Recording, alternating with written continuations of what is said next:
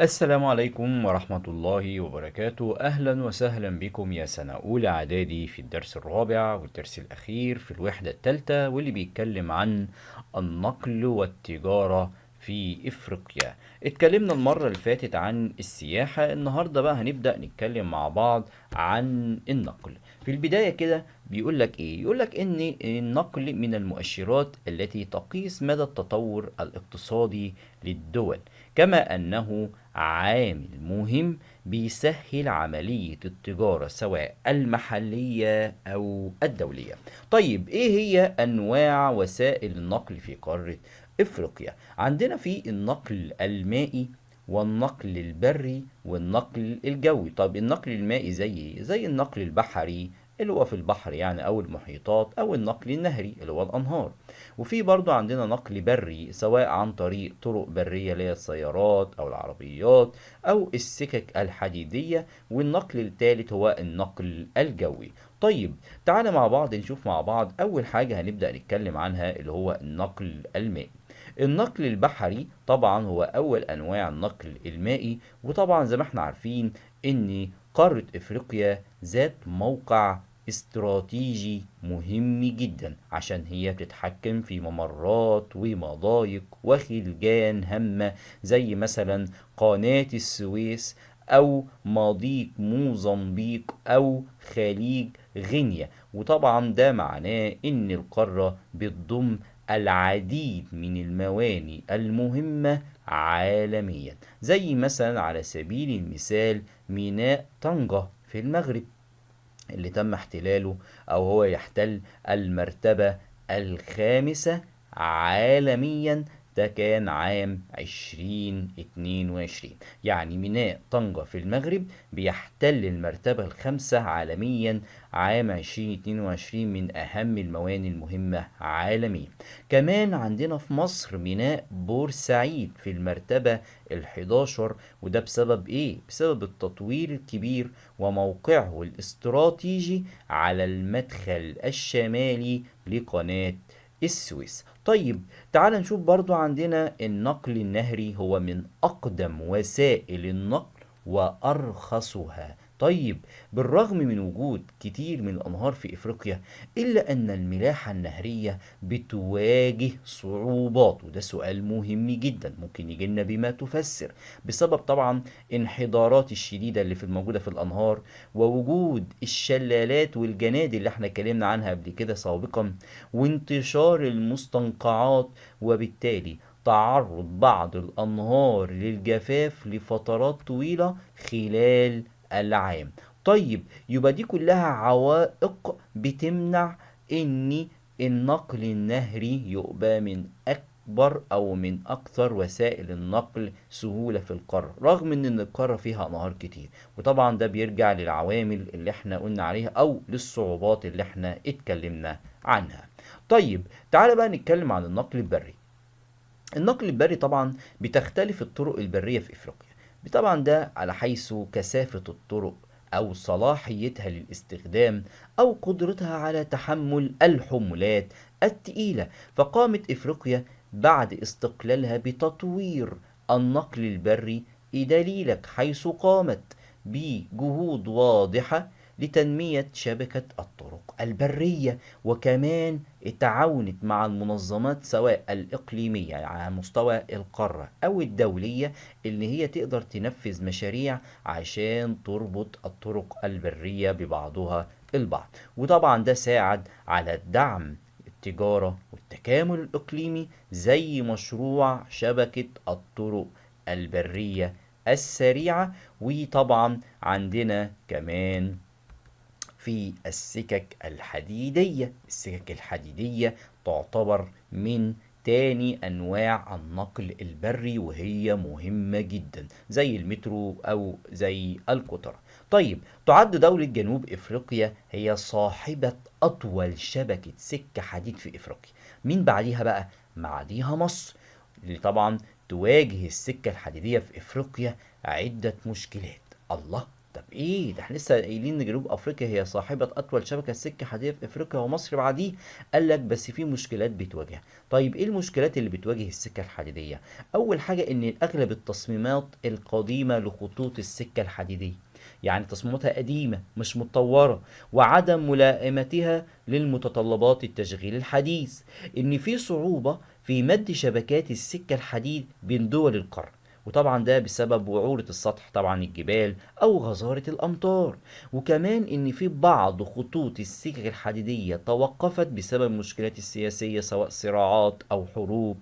وكمان قلة عدد خطوط السكة الحديدية بالقارة، كما انها منفصلة عن بعضها، بجانب اخر حاجة بقى انخفاض سرعة القطارات في معظم دول القارة. يعني على الرغم ان السكة الحديدية مهمة، ولكن بتقابلنا في قارة افريقيا عدة مشكلات، زي التصميم القديم، زي صعوبة مد الشبكات، توقف بعض خطوط السكة الحديدية بسبب مشكلات سياسية، وقلة عدد خطوط السكة الحديدية في القارة، وانخفاض سرعة القطارات في معظم دول القارة. طيب هنبدأ نتكلم عن النقل الثالث، وهو النقل الجوي، وهو أسرع وسائل النقل بل وغالي الثمن. يوجد في افريقيا العديد من المطارات الدوليه، زي مثلا عندنا في مصر مطار القاهره الدولي، عندنا في مطار كيب تاون موجود في جنوب افريقيا، دي طبعا مطارات دوليه مهمه جدا. وايضا بيواجه النقل الجوي برضو بعض المشكلات، اللي هي ايه بقى؟ الافتقار لشبكه المطارات المتطوره، مفيش حاجه متطوره زي اللي موجوده في المجتمع الغربي او المجتمع الاوروبي.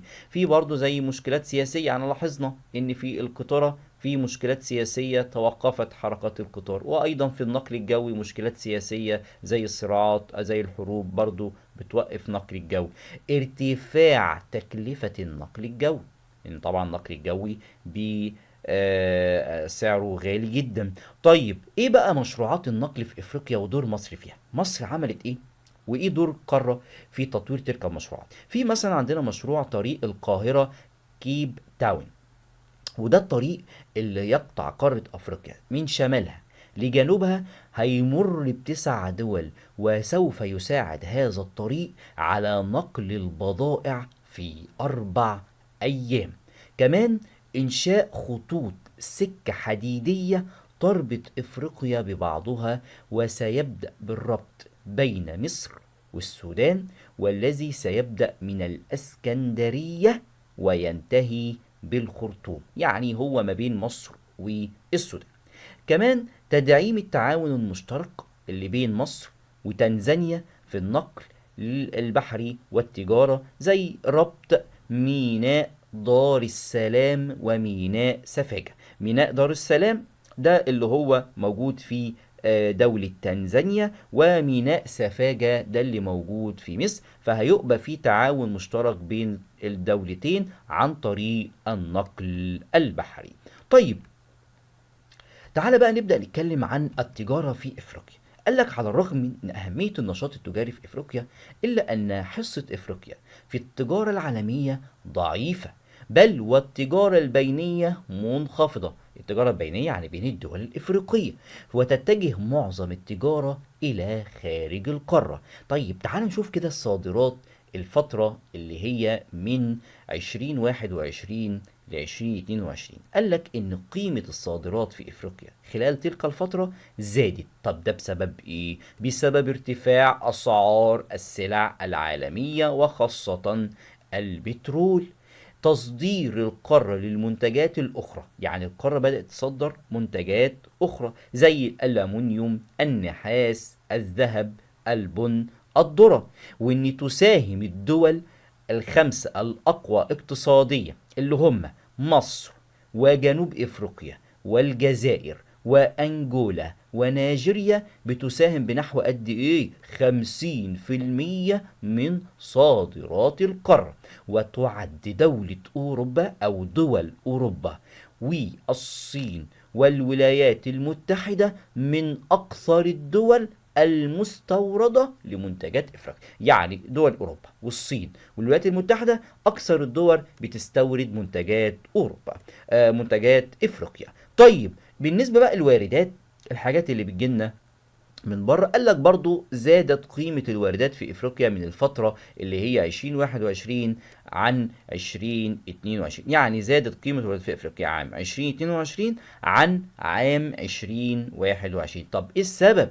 قال لك بسبب زيادة الطلب على الطاقة والمواد الغذائية وأيضا المعدات التكنولوجية والآلات. طبعا القارة بتفتقر للأجهزة الحديثة، فبنضطر بناخد من فين؟ بناخد من بره. فبناخد منهم ايه؟ الطاقة اللي هي مصادر الطاقة والمواد الغذائية والمعدات التقيلة والآلات. طيب تعال بقى نشوف التجارة البينية. يعني ايه تجارة بينية؟ يعني التجارة بين الدول الإفريقية.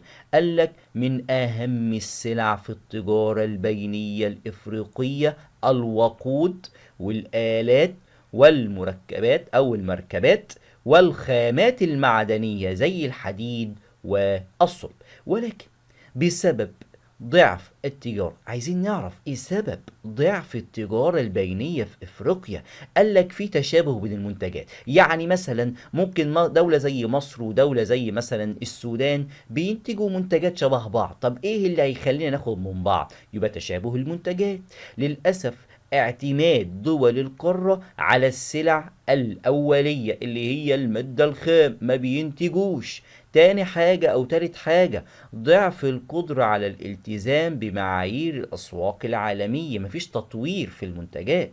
وقصور شبكات النقل وتكنولوجيا المعلومات والاتصال. يعني في ضعف في شبكات النقل، في ضعف في شبكات الحديثة، وده طبعا بيؤدي إلى ضعف التجارة البينية. لذلك سعت دول إفريقيا وتوقيع اتفاقية اسمها اتفاقية منطقة التجارة الحرة بين الدول. طب يعني ايه تجارة بينية الأول؟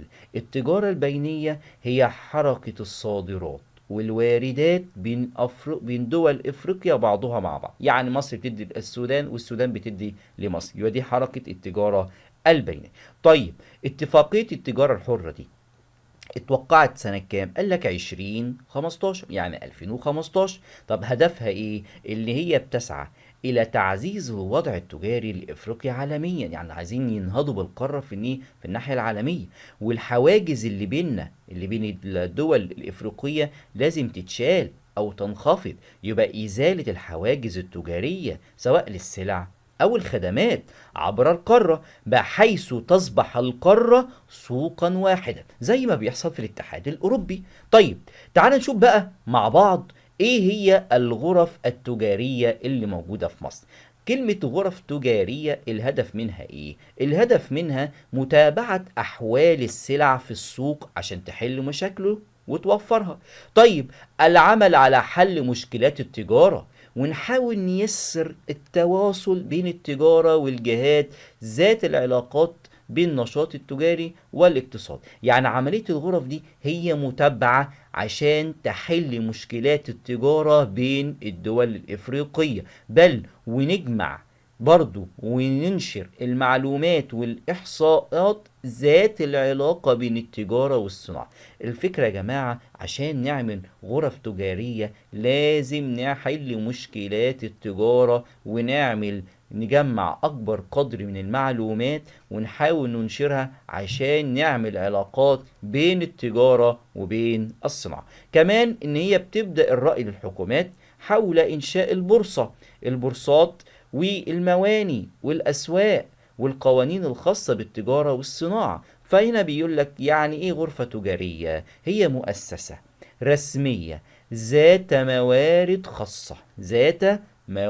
خاصة. طيب المؤسسة دي اللي ليها مواردها الخاصة بتعمل ايه؟ قالك بتشرف على النشاط التجاري والاستثماري. يبقى كلمة غرفة تجارية هي مؤسسة رسمية ذات موارد خاصة بتشرف على النشاط التجاري والاستثماري. وبكده انتهى الدرس، ونلتقي إن شاء الله في حلقة جديدة. معكم مستر أسامة.